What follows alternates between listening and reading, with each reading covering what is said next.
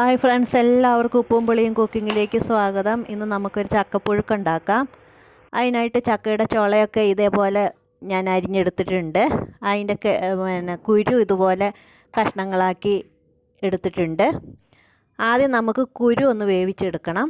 കാരണം കുരുവിന് വേവ് കൂടുതലുള്ളത് കൊണ്ട് ആദ്യം അതൊന്ന് വേവിച്ചെടുക്കാം. അത് കുക്കറിലേക്ക് ഇട്ട് കൊടുക്കുക.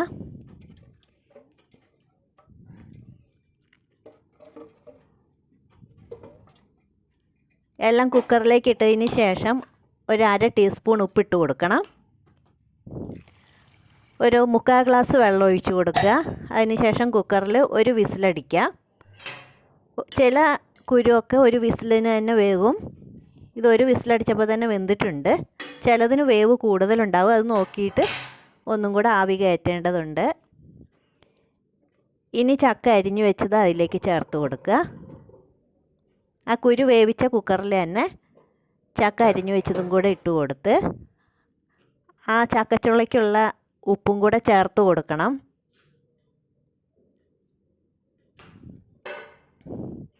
അതിന് ശേഷം അതിലേക്ക് ഒരു അര ഗ്ലാസ് വെള്ളം ഒഴിച്ച്, ആ കുരുവിൽ കുറച്ച് വെള്ളമുണ്ട്, അപ്പോൾ അത് നോക്കിയിട്ട് ഒരു അര ഗ്ലാസ് വെള്ളം കൂടെ ഒഴിച്ച് കൊടുക്കുക. ഒരു അര ടീസ്പൂൺ മഞ്ഞൾപ്പൊടി ചേർക്കുക.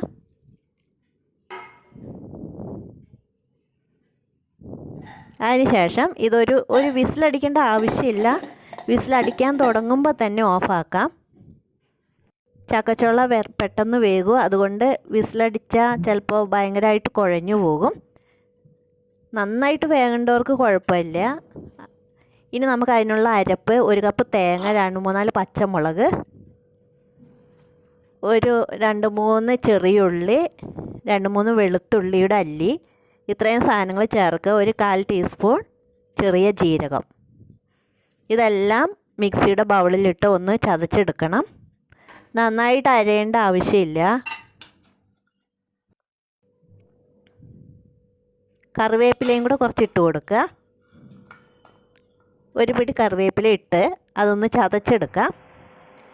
ഇപ്പോൾ ഞാൻ നോക്കിയപ്പോൾ ഇതൊക്കെ ആവശ്യത്തിന് പാകത്തിന് വെന്ത് കിട്ടിയിട്ടുണ്ട്. കുരുവും ചുളയൊക്കെ ഒരേ പാകത്തിൽ വേവായിട്ടുണ്ട്. ഇനി അതിലേക്ക് നമുക്ക് ഈ അരപ്പ് ചേർത്ത് കൊടുക്കുക. ഉപ്പൊക്കെ ഉണ്ടോയെന്ന്, പാകത്തിന് ഉപ്പുണ്ടോ എന്ന് നോക്കുക. അതിനുശേഷം ഈ അരച്ച് വെച്ചിരിക്കുന്ന തേങ്ങ ചേർത്ത് കൊടുക്കുക. അതിനു മുമ്പ് ഒരു പാനിലേക്ക് 3-4 ടേബിൾ സ്പൂൺ വെളിച്ചെണ്ണ ഒഴിച്ചതിന് ശേഷം അതിലേക്ക് അര ടേബിൾ സ്പൂൺ കടുക് ഇട്ട് കൊടുക്കണം.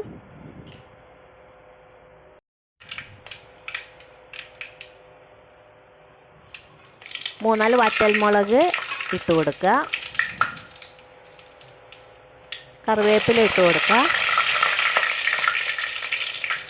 അതിനുശേഷം ഈ തേങ്ങ ചതച്ചത് അതിലേക്കിട്ട് 1 മിനിറ്റ് ഒന്ന് പച്ചമണം പോകുന്നത് വരെ ഒന്ന് ഇളക്കണം. എല്ലാ തേങ്ങയും ഇട്ട് ഒന്ന് ഇളക്കി ആ പച്ചമണം പോണ വരെ ഒന്ന് ഇളക്കിയെടുക്കുക. അതിലേക്ക് 1/4 ടീസ്പൂൺ മഞ്ഞൾപ്പൊടി ചേർത്ത് കൊടുക്കുക. അതിനുശേഷം ഈ ചക്ക വേവിച്ചത് അതിലേക്ക് ചേർക്കാം. നമുക്ക്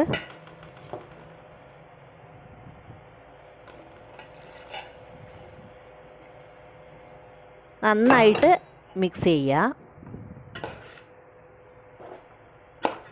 എല്ലായിടത്തും പാകത്തിന് ഉപ്പെല്ലാം പിടിക്കുന്നത് വരെ എല്ലാം നന്നായിട്ട് കൂട്ടി യോജിപ്പിക്കുക.